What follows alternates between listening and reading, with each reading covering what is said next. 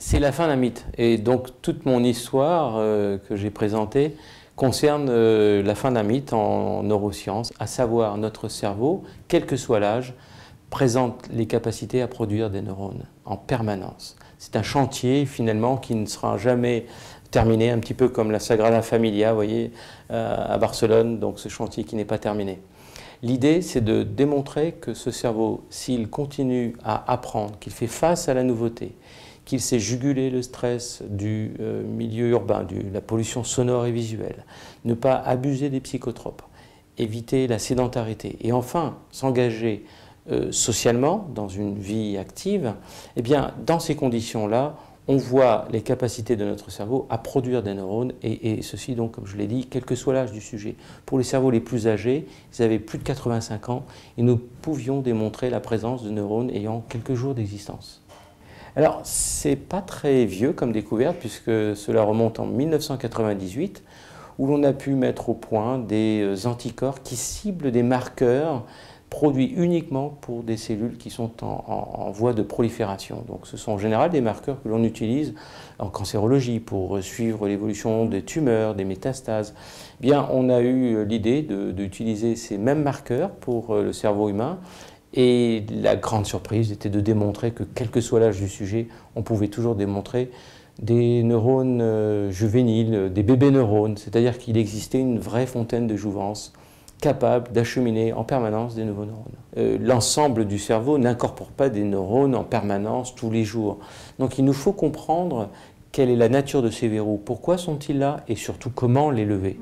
Donc je pense que là, c'est la pharmacologie future va devoir cibler ces verrous pour les faire sauter, évidemment. Montrer aujourd'hui que notre cerveau est reconfigurable en permanence, c'est échapper à cette notion de période critique qui avait construit dans les années 70 tout un courant de pensée porté par Piaget, François Zolto, ce constructivisme où l'on voyait le cerveau de l'enfant évoluer par paliers. Donc ceci avait donné cette notion de période critique où il fallait absolument apprendre à jouer du piano si l'on voulait être un pianiste plus tard, à un certain âge. Et au-delà de cette période, bien, vous ne serez qu'un piètre pianiste, d'accord? Pour le langage, la même chose, pour l'écriture, etc., etc. C'est tellement fort qu'aujourd'hui, les manuels scolaires sont vraiment calés sur cette notion de période critique. Bien, aujourd'hui, il faut imaginer que cette période critique, elle n'existe pas. C'est-à-dire que, en gros, notre cerveau cessera d'apprendre dès lors que la personne sera dans la routine, alors où il sera dans le stress chronique. Donc, c'est essayer de motiver l'éducation par le plaisir, par éviter l'ennui, par exemple. Savoir stimuler ce cerveau, et on voit qu'il est en permanence capable d'apprendre.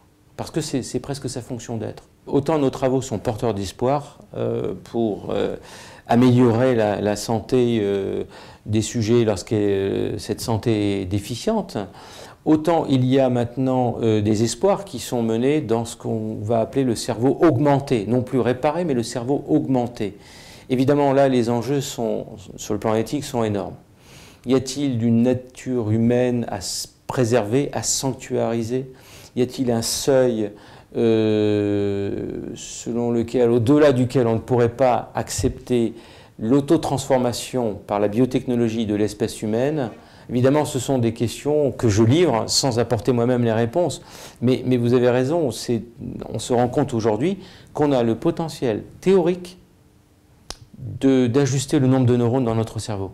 On a les molécules pour produire plus de neurones, on a les molécules pour les acheminer là où on veut, et on a même les molécules aujourd'hui pour les inciter à survivre, ces nouveaux neurones.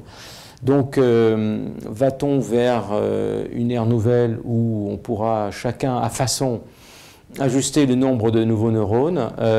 C'est une question qui est en tout cas posée et qui peut interpeller quand même l'humaniste que je suis, c'est-à-dire on aimerait bien quand même préserver la nature humaine et ne pas aller vers un horizon nouveau comme par exemple les transhumanistes l'envisagent.